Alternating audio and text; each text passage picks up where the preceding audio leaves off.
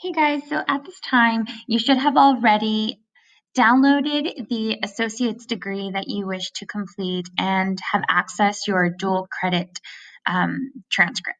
So now let's go into evaluating your associate's degree and what each component means. So first, let's go ahead and start with the Gen Ed requirements. So first off, there's two components that go into the associate's degree. It's the Gen Ed it's the general education classes, which are your Englishes, your math, your sciences, and then there is your guided electives.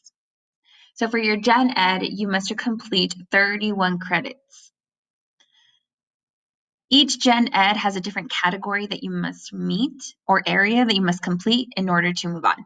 So if we look at the first area that's required, it's the applied liberal arts and sciences. Now, each area doesn't have to go in order as long as it's completed at some point. So let's begin with the ALOS classes. Here, Applied Liberal Arts and Sciences require 9 credits, and they've already listed the classes that you need to take in order to meet the 9 credits.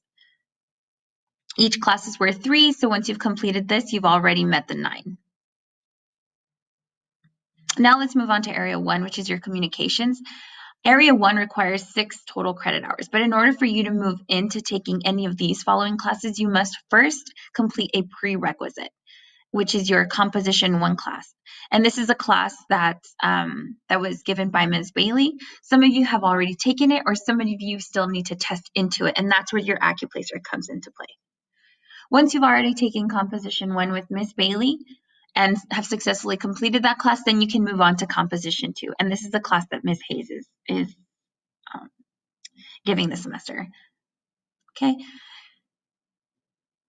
And then the second part is choosing a communications class. You have your options of these 3 communication classes, and this is the one that you would fill in this area right here.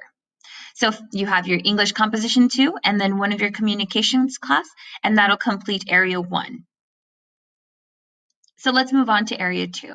So here's your mathematics class, and extra points, whoever can figure out what these little exponents are or what they mean above the associates. I did ask WNMU, and nobody can give me an answer. So extra credit points, whoever can figure that out.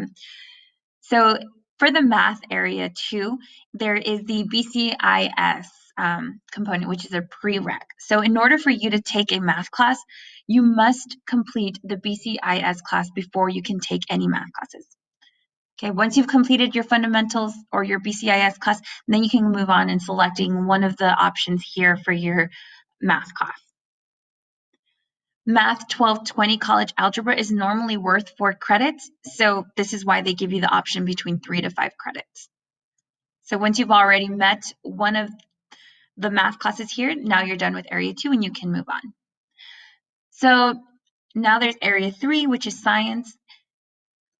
Here they give you the option of selecting any of the following sciences in order to meet your science class. Keep in mind that every science is required a lab. You cannot take a science without a lab. So the science class itself is worth 3 credits and the lab is worth 1 credit. So that will equal your 4 credits up here. So then you can go ahead and fill that up right here. All right, and then and so on and so forth for each credit, for each area. Once you get down here to the guided electives, that's when you go ahead and can add in those extra classes that you guys are interested in taking, such as your Intro to Business, Intro to Criminal Justice, and so on.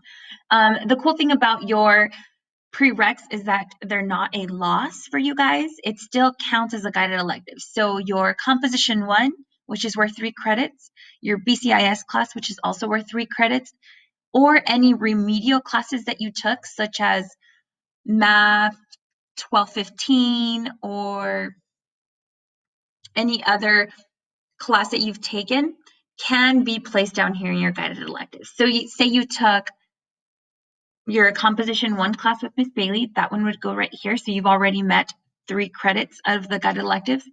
So you've already completed your BCIS class, that'll go right here. So that's already 6 credits that you've completed. Say you did Math 1215 before you got into Math 1220, that'll also fit down here. If you've taken any extra science classes or any extra math classes, those can also be fitted down here in your guided electives, okay? In order to successfully complete your associates, you must complete a minimum of 60 required credits. So that is a combination of meeting all of your gen ed requirements and your guided electives. So they must meet a total of a minimum of 60 required credits.